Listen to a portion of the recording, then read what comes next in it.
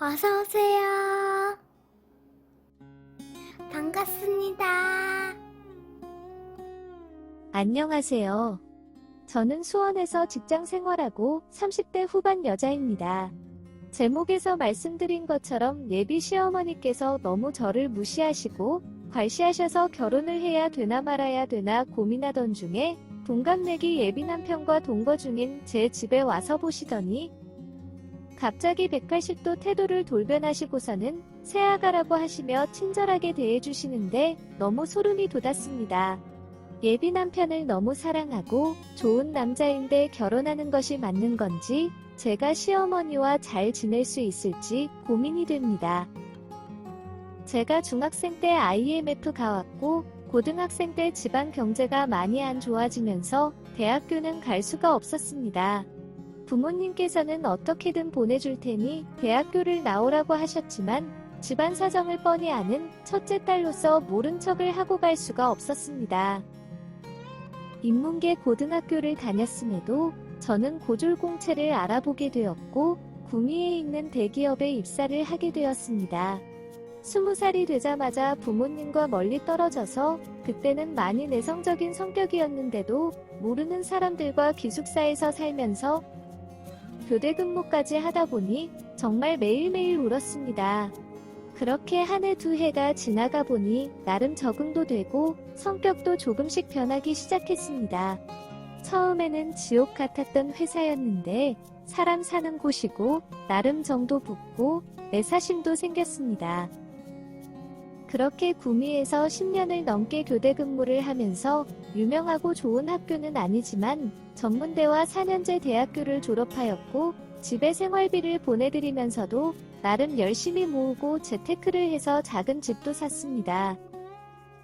주변에서는 너무 작고 저렴한 아파트를 샀다며 차라리 조금 더 보태서 다른 아파트를 사라고 했지만 혼자 살기에는 부족함이 없고 저렴한 만큼 다른 곳에 더 투자를 할 수 있다는 생각이 들었습니다.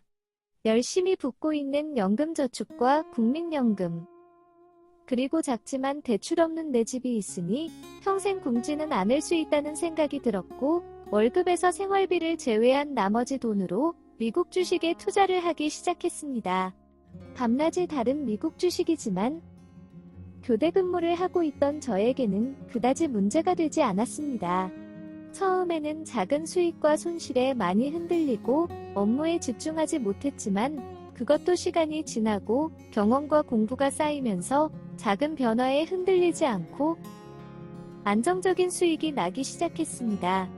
은행에는 비상금 외에는 아무 돈이 안 들어가 있을 때쯤 제 재산은 20억을 넘기기 시작했습니다.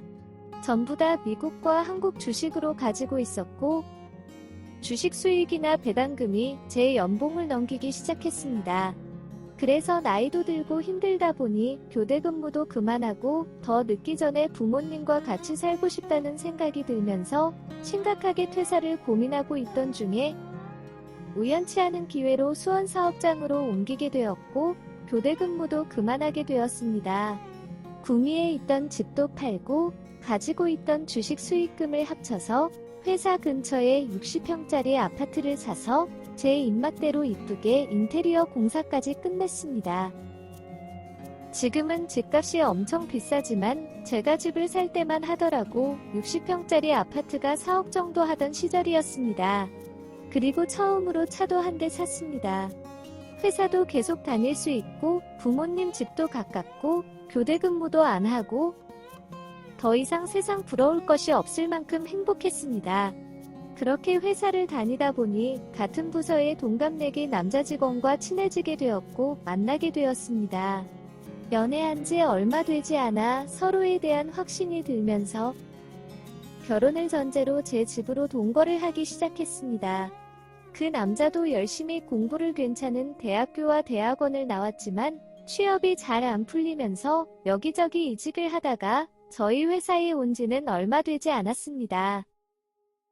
그래서 학벌과 직급의 차이로 저보다 연봉은 높지만 모아놓은 재산이 거의 없었습니다. 하지만 제가 잘 벌고 있고 능력이 있기에 그 남자가 직업이 없고 소득이 없어도 저는 관계가 없었습니다. 그 남자 자체를 사랑한 것이지 그 남자의 능력과 배경, 학벌을 사랑한 것이 아니었습니다. 그렇게 1년 정도 동거를 하면서 결혼을 하려고 했지만 전 세계적으로 전염병이 오면서 결혼을 미루게 되었고 작년 초에 처음으로 상견례를 하였습니다. 이미 동거 기간 5년이나 되다 보니 이미 결혼한 부부나 다름이 없고 5년이라는 시간 동안에 한 번도 안 싸웠다면 거짓말이지만 한 번도 안 싸운 것만큼이나 저를 이해해주고 아껴주고 배려주는 남자였습니다. 그런데 5년 전에 동거를 시작할 때까지만 해도 별다른 말씀이 없으셨던 예비 시어머니께서 제 나이와 학벌, 회사 내의 직급 및 연봉을 예비 신랑과 비교하시면서 무시를 하시더니 보실 때마다 한숨을 쉬시는데 정말 너무 속상했습니다. 심지어 상견례장에서 저희 부모님께도 그렇게 하셨습니다. 저희 부모님께서는 그때 집이 힘들어서 대학교도 포기하고 취업한 거라고 하시면서 제가 부모 잘못 만난 죄밖에 없다면서 이쁘게 봐달라고 아쉬운 소리를 하시는데 너무 화가 났습니다. 정말 이렇게까지 하면서 결혼이라는 것을 해야 하나 생각이 드는데 저희 부모님께서 틀린 말은 아니지 않냐며 우리가 감내해야 될 부분이라고 하셨습니다. 그리고 정말로 많이 사랑하지 않냐면서 서로 의지하고 믿고 행복하게 살면 다 해결이 될 거라고 하셨습니다. 그런 부모님 말씀만 믿고 제 흔들리는 마음을 다 잡았지만 만날 때마다 받는 무시와 괄시는 저를 너무 힘들게 했습니다. 그러던 어느 날 연락도 없이 동거 중에 제 집에 오셨습니다. 제 집에서 동거 중이라는 것을 알고 계셨던 터라 예비 신랑보다 제가 직장 생활을 빨리 시작해서 더 많은 재산을 모은 걸로 생각하셨습니다.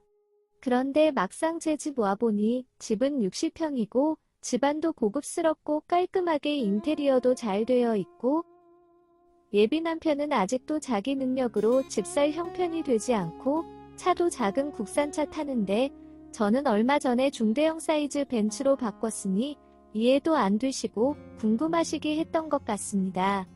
점심을 먹고 커피를 마시고 있는데 대학교도 못 가고 어린 나이부터 힘들게 벌은 돈인데 저축하면서 미래를 준비해야 되는데 이렇게 큰 집에 수입차까지 타면 되겠냐면서 이제 나이도 있고 학벌도 없어서 언제 잘릴지 모르는 회사만 믿고 너무 막 사는 거 아니냐면서 제가 생각 없이 사는 여자라는 듯이 잔소리를 하셨습니다. 이렇게 씀씀이 크니 나중에 자기 아들만 고생하겠다면서 혀를 차시는데 정말 도저히 못 참겠더라고요.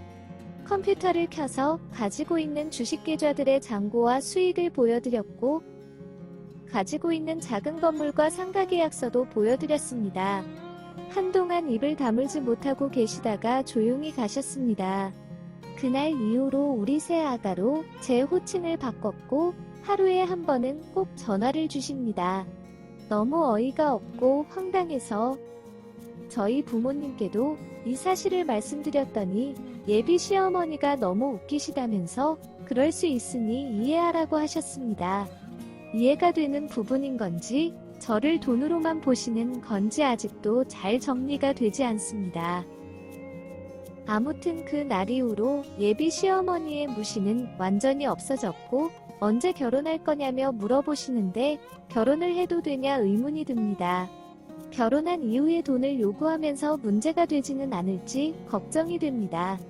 어떻게 하면 좋을까요? 오늘의 사연은 여기까지입니다.